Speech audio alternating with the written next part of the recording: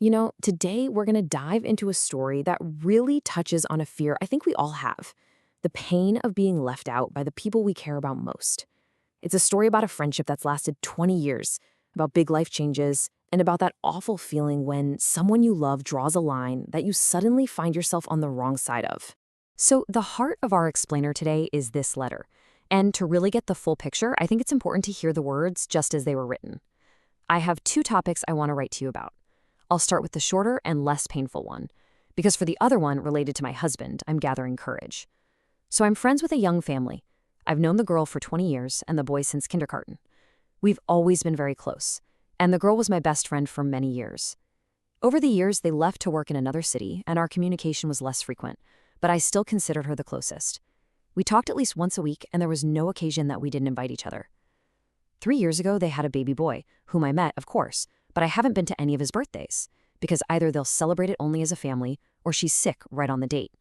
But on this third birthday, my girlfriend called and told me that they would celebrate it in our hometown, but we won't invite you, my husband and I, because it will be in a children's corner and it will only be for people with children. Well, great. To be honest, these words hurt me a lot, because since we don't have children and I can't attend a children's birthday party, it's like I can't eat cake and jump on a trampoline, especially since I suffer from a hormonal imbalance and my pregnancy will be much more difficult. Give me some advice on what to do. And the mothers in the comments will also be happy to join in. About my other case study, because it's quite long and I don't know if anyone will even read it. Have a nice day and be healthy. First off, to the person who wrote this, and really to anyone out there who's ever felt that sting of being left out, thank you. Thank you for being so open.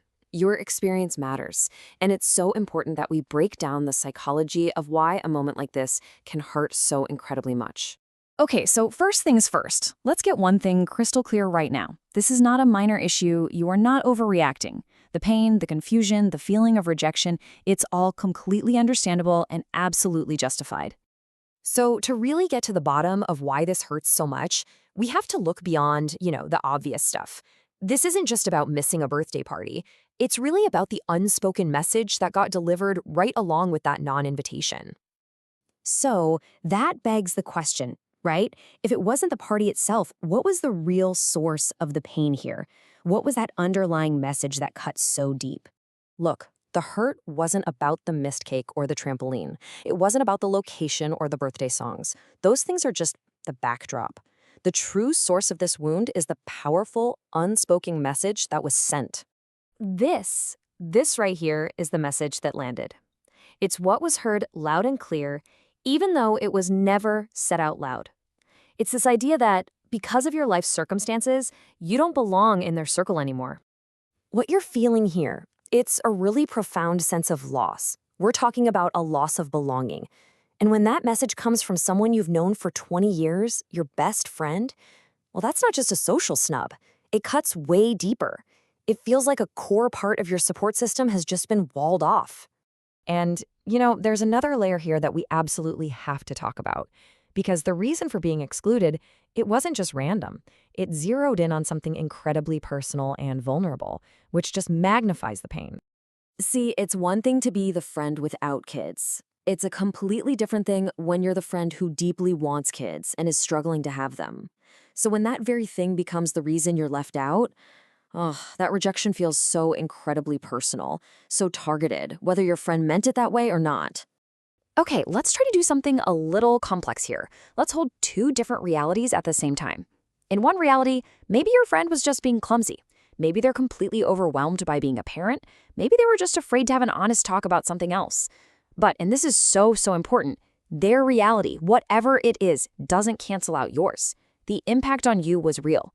You heard a message of rejection, and that wound is absolutely real. So, where do you go from here? In such a tangled emotional situation, what's the next step? And listen, this isn't about winning or being right. It's about figuring out what you need to do for yourself. We're going to look at 3 really healthy ways to move forward. And just to be clear, there's no best option here. These are just different tools for different situations.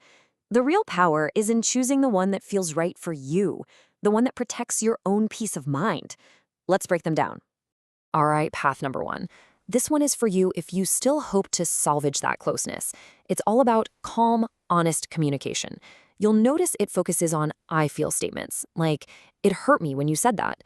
This isn't about pointing fingers, it's about opening a door, inviting them to see your side. And honestly, how they respond will tell you everything you need to know about where the friendship really stands. Okay, option 2 is what we call an internal boundary.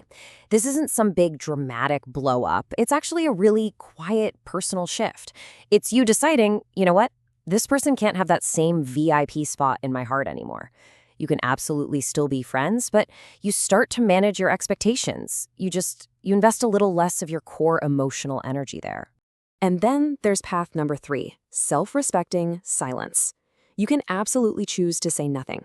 But, and I can't stress this enough, if you take this path, you cannot let that silence turn into self-blame. You can't start telling yourself you're overreacting. You have to acknowledge you're hurt, know your feelings are valid, and simply choose not to engage. It's a perfectly normal human response to feeling rejected. All right, before we wrap up, let's just zoom out for a second. Because this story, it really holds a lesson for all of us, but maybe especially for parents trying to navigate friendships with people in different stages of life. Look, becoming a parent is huge, it's life-changing, but it doesn't automatically give you a PhD in empathy.